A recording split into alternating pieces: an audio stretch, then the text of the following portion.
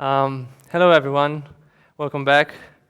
I hope you had a great lunch, but I also hope you didn't eat too much because there's another course that you need to ingest.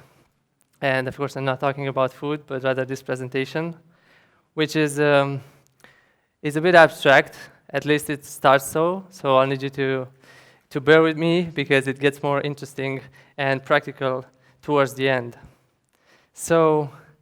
My name's Ovidiu, but saying my name is not necessarily easy if you're not from around. So I'm going to share you a quick story to help you remember it. I had this client once who was building a video publishing platform, and after trying to say my name 3 times and failing, she said, "Okay, I got it now. So your name is like the letter O and video." So that's what that is. And by now, you're probably wondering what's wrong with my slides. And the thing is, I read this article a while ago which said that in order to do a great presentation, you need to avoid putting a lot of text on your slides because then the audience will read the slides and not focus on you. And because my brain works in black and white, I said, okay, so I won't put any text on my slides and I'll do a good presentation. So. Yeah, you'll see a lot of emojis today. So a quick intro on me. I've been doing websites for the past 12 years. And then for the past 5, I focused extensively on building large, scalable, single-page apps. So that's what I occupied most of my time with. And in working with a lot of companies and projects, I stumbled into a recurring pattern, a negative one, that I think I have a solution to, and that is what I want to talk about today. So before getting into the meat of it, I'd like to see a quick show of hands, and I'm only going to ask for showing hands once, so this is your only chance. If there's anyone here who ever experienced technical debt. Yeah, that's what I thought.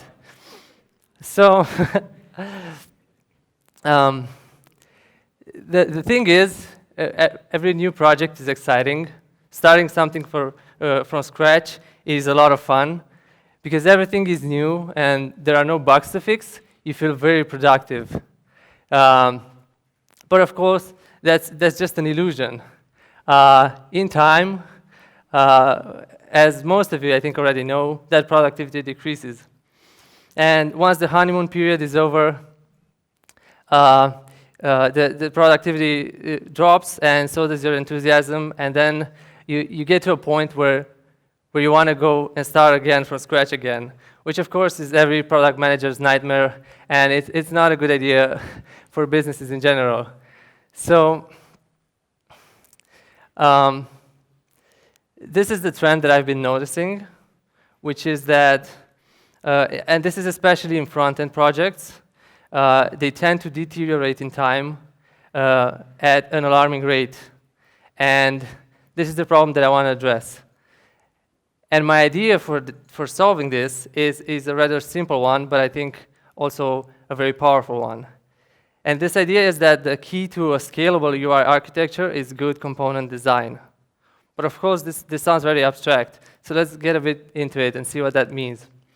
So focusing on component design and on component API means worrying less about the libraries that you use and the technologies that you use, and most importantly, the generic concerns, those that don't map to product behavior. So things like data fetching or routing, which people spend a lot of time focusing on.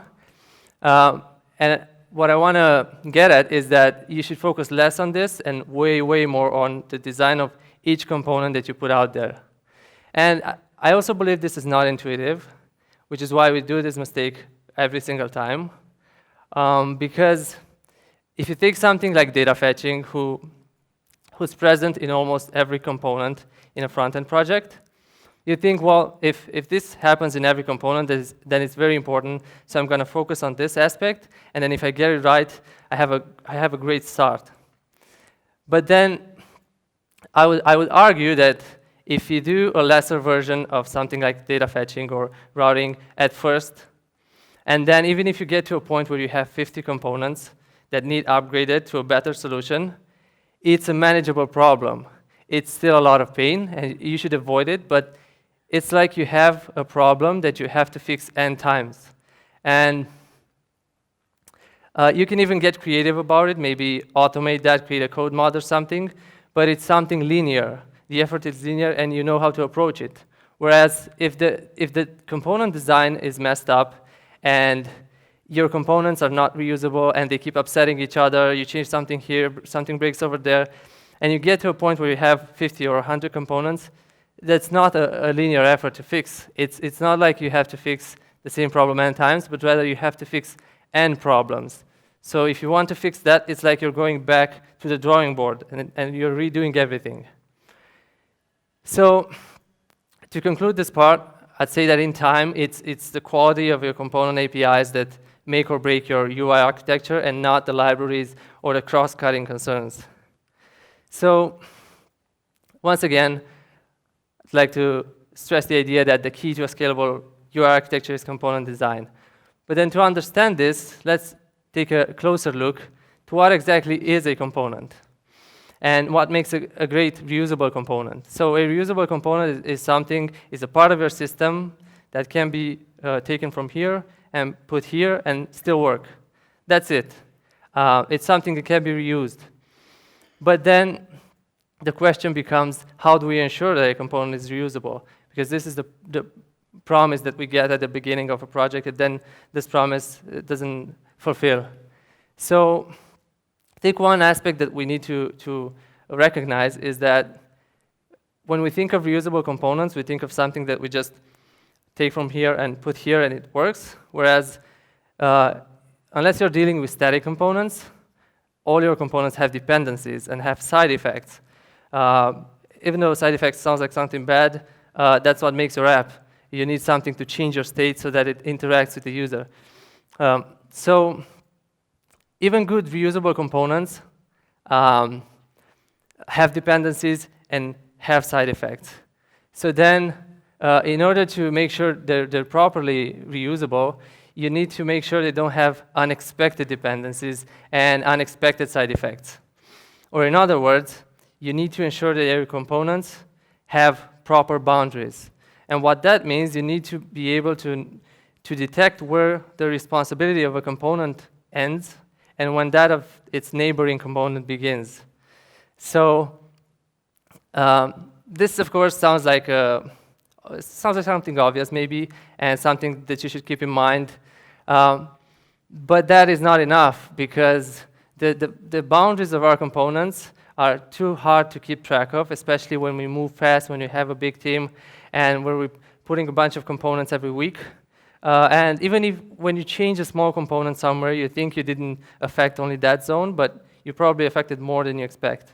So it's not about keeping this practice in mind, but rather about using tools and processes that are strictly designed about defining and testing these component boundaries, so to make sure they're reusable.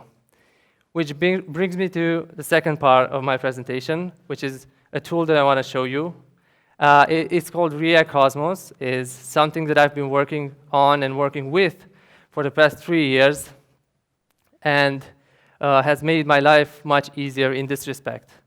So as the name suggests, it works with React, and the reason it works with React is because React has a great component model, and I actually discovered React when I was researching for this project. It was very early days, and it was a perfect match. But the vision for this project is to work with any rendering engine. So maybe in the future, you'll be able to plug any other framework that has a component model into this, because the principle is the same. So what does React Cosmos do? It's a playground for your components, and it's a development tool where UI developers live. So what it does is it scans your code base for components. So it detects all the components that you have in your code base and then loads them up in this UI. And you see a list of components, and for each component, you have a list of fixtures, which is the states of components that you define that you expect those components to be present in your app or that they support. So once you have this, you're able to explore every component from your code base in isolation and test them in isolation and exactly watch their behavior outside their usual context. So instead of just talking about it, why don't I just show it to you? Because it's much easier. And as it turns out, this presentation that I'm showing you is actually a quick app that I did that's loaded inside React Cosmos. It's just in full screen mode. So if I go back, you should be able to see the menu that I was talking about.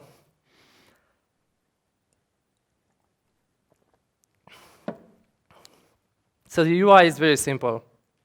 You have a home button, you have a fixture editor button, which is something that I'll show you in a minute, the full screen button, then the searchable list of components and fixtures.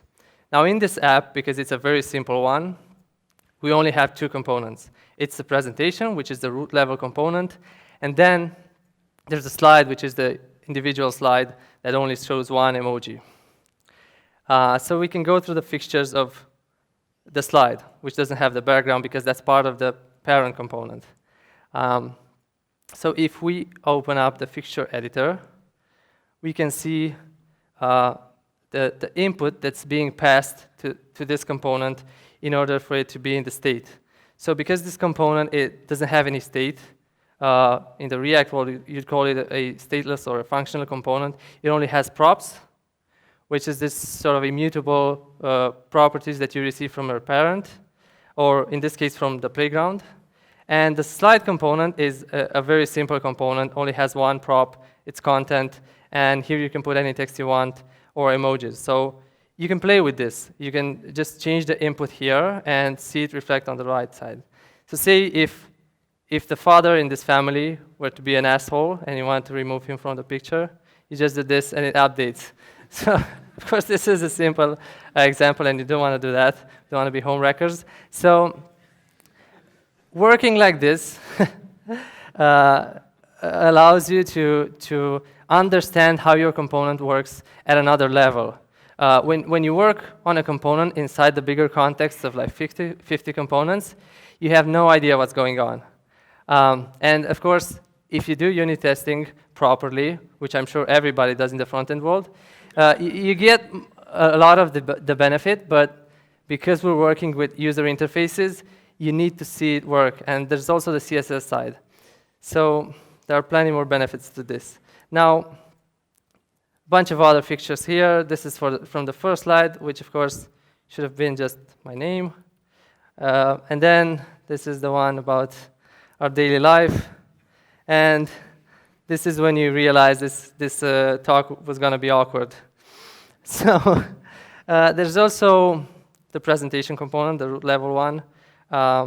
You see there's a fixture for the first slide, for the last slide, which I'm not going to show you yet, and then the one where we left off. And this one doesn't have props, but rather has state, which is also something you can mock from the fixture. And this component is simple. It just has two state attributes. The first is the slide index. So you can see if we go back, the number changes, so it reflects the state that's currently in the running instance. But then you can also play with the editor and change it from here. So in a way, it's like a two-way data binding, which is really fun when you deal with state inside the playground. Now, the second attribute is really not important. I wasn't sure what sort of remote control I was going to have, so I wanted to make sure I can navigate with just one button. So if you long press, that going back flag turns to true, and then you go back instead of forward. It's just plan B. But this is how it works. And of course, things get much more interesting when you have a bigger app, because there are other things you can mock.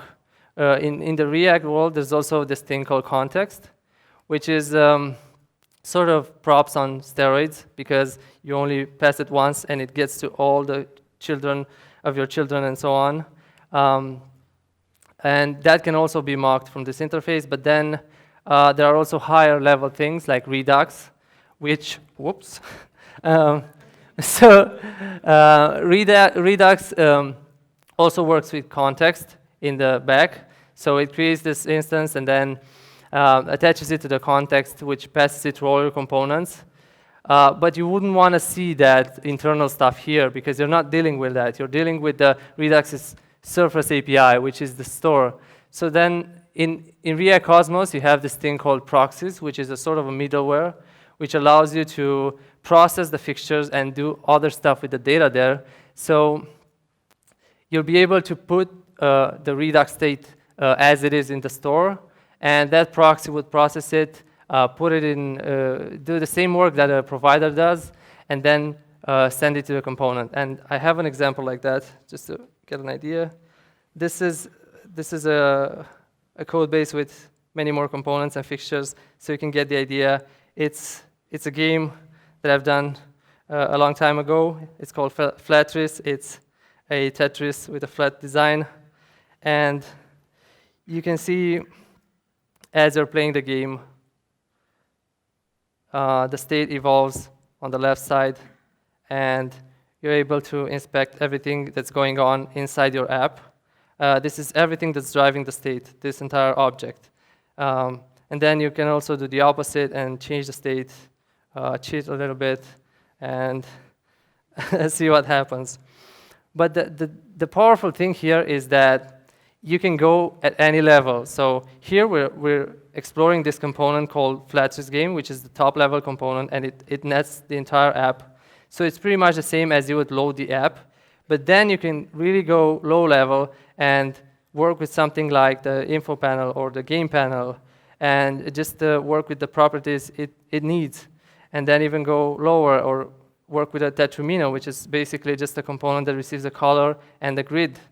And this is also an amazing way for somebody new that just joined your team to explore your code base and see exactly what's it about. So yeah, this is very much it with the demo. Let's pick it up where we left it off.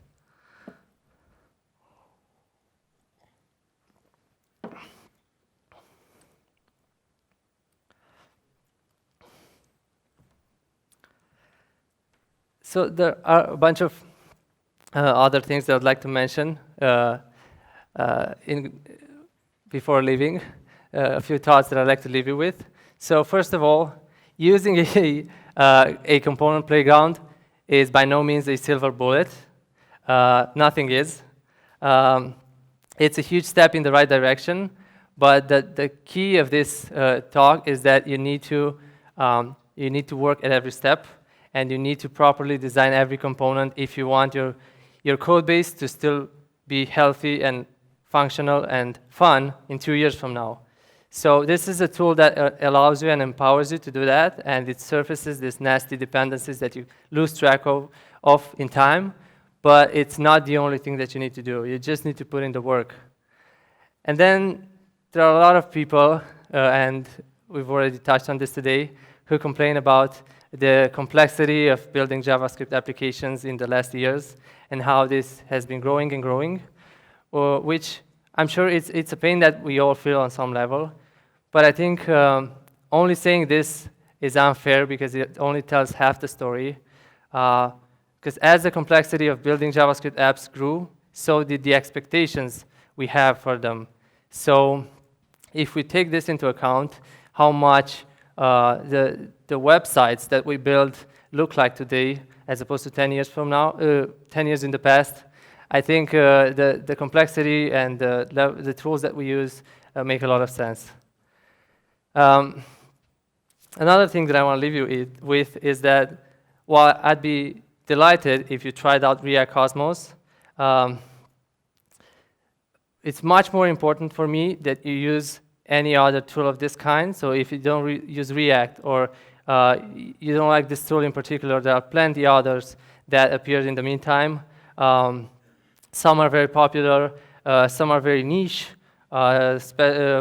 specialized on something like style guides, and the last time I saw, there were like 50 of them, 15, sorry. So I'd be much more happier if you used any of these tools at all than if you didn't. So, because that's the message I want to convey today, not that you need to use React Cosmos, but rather that you need to use a tool like this. And to make sure that your components are truly usable and you don't just keep throwing them in a bucket and hope things will work out. But if you do choose to use React Cosmos, I'd be very delighted again, and I'd love to hear your feedback, and I'd be very happy if you wanted to help make it better. So,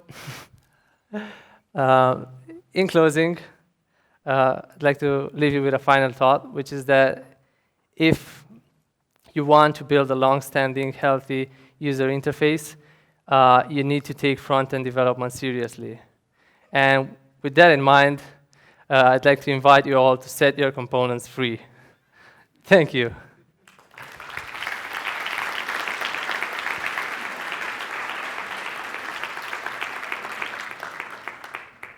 So the fun part. It's hard to take something seriously when it has the word epic in it. So do you agree that native components will kill React in an epic fight for the best way to create components? I don't know. You can create a native experience with React already, so I'm not sure about that. I don't have a better answer. Cosmos versus Storybook. Well, use which one you like best. There are a couple of differences. In Storybook, you define your fixtures via stories, and you define them using JSX. In Cosmos, you define your fixtures using plain JavaScript objects, which I like because you're able to display that fixture editor that basically shows you the state and can be updated in real time as you play with your app or your components. And I also think it paves the way for making it compatible with other libraries as well, because the fixtures are just plain JavaScript objects. Other than that, I really don't know. They're both great. Technical debt contributes to JavaScript fatigue. Maybe. I think JavaScript fatigue is mostly driven by the fact that we don't know what we want to do. So we think we need to learn everything. And I find that as soon as I'm focused and I know what I want to pursue in terms of learning and in terms of building, then the JavaScript fatigue slowly disappears. Technical debt, I think it's a bigger problem, and we want to see a real app in React Cosmos. Well, the company that I used to work with had a very real app, but of course I can't show that. And I'd also like to see a real app in React Cosmos, so please put it there. Can you use this tool to test your application from the UI perspective by chaining a series of states? Well, you can use this tool to test your application in a number of ways. So one thing that we were doing at Hootsuite was actually taking snapshots of every single URL. So every fixture that you have in React Cosmos has a unique URL. And we were using that to start up a headless server and take a screenshot. And we'd have a repository of screenshots of every component in every state. And then whenever we do a deploy or something, we'd add that to our test suite, and we'd get the visual diff. And in most cases, that was intended because you changed something, but it's an extra check. You're like, this changed, but I wanted it to. This one, I didn't expect it to. And it's really fun talking about component boundaries when you change one component, and then you run this test, and you see 100 diffs. And you realize that the button that you changed was actually present in, 10 other pages. And then there are other types of tests you can do with React Cosmos. If you're familiar with Jest, the test framework from Facebook, which is kind of awesome, you're able to create this sort of snapshot from your component. So the setup is you set up your component, and it creates sort of like a visual test, but instead of capturing the pixels, it captures the JSON that's deterministic of your component. And you can also use that with React Cosmos. It's just you install a separate package, and it automatically creates a test for every component you have set up with fixtures. So yeah, you could definitely use it to test your app in many ways. How would you define, in layman's terms, the React Cosmos concept? It's a component explorer. It allows you to dissect your app and work with each component in isolation so that they're in turn reusable.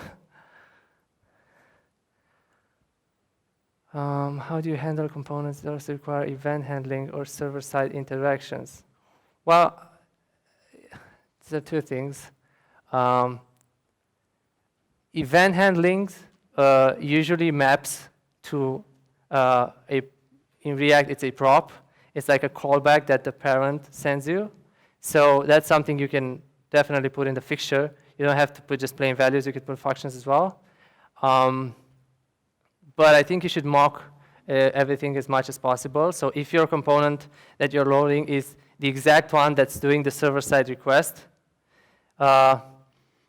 then you could mock that as well. There are ways for you to mock, like AJAX requests or fetch requests, and that's something you can plug into Cosmos, again via the proxy middleware system. So we've done that as well. You just in the fixture, besides the component input, you define a map of URLs and payloads. So it mocks that as well. You wouldn't want a component to do actual requests to server side in the playground. Is this tool properly unit tested? Oh my God, it has like 700 tests and several layers of tests. Yes, I invite you to check out the code base. Do you think React Cosmos, React components are the final frontier? I wouldn't dare say anything as powerful as that. I don't even know what a final frontier means. Sorry. How does this compare with React DevTools? That's a good one. So React DevTools definitely has a lot of overlap, but you don't get to define predefined states like you do with Cosmos, where you have fixtures and you say this is the state A that my component can be in, and then, or state B, C, and then you can come on later and replicate that just by clicking on a fixture, which is like a bookmark. I don't think you can do that with the DevTools, whereas there you're just inspecting the state at the moment. This is one difference. I'm sure there are many, but it's hard to think at this point. Would this concept work with Angular 2? I hope so. I don't have enough experience to answer this, but I definitely hope so. And if you do have experience, I'd love to have a chat with you and talk about it, because this is like the thing I'm most interested in to make it go beyond React. And I just realized that I didn't get to my last slide, which had my Twitter handle, so I lied. I did put some text in there. How much time does it take in a project to make all components reusable? Does it worth the effort? Well, there are two questions there. Does it worth the effort? Yes, it does, because otherwise you're fooling yourself, and something that usually happens is you design a component when you started from scratch, like a drop-down, a magical reusable drop-down, and you work like 1 or 2 weeks on that, and the promise is that you do it once and you reuse it everywhere, and then when the second use case comes along, it takes just as much time to make it work for the second use case. Not only that, you introduce bugs in the first use case. So yes, I think it's worth the effort. How much does it take? That really depends on what you're building. As long as it takes. I don't know. how do you decide if a component should be reusable or not? Should components?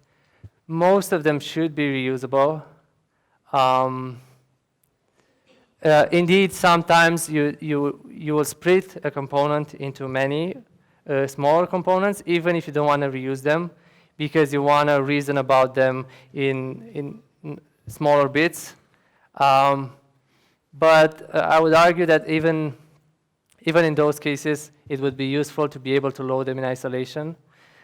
Because another benefit of something like this is not just reusability, is being able to work in parallel with your colleagues, because you work on your component, somebody else works on their component, and you only put them together at the end.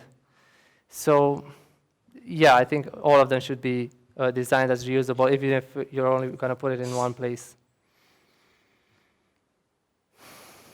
One more question, and then we'll have to. Thank you. How do you handle components that have services injected with lazy inject or other similar tools? That's a good question. I think you just have to find a way to mock whatever is lazy, or if not, to be able to still load lazily. The thing is, you only want to load components in states that they're going to be in real life. So you wouldn't want to break it into other artificial states. How would you mock it? In that case, I've not done it, but I'm sure there's a way. Yeah, that is all. Thank you. Thank you.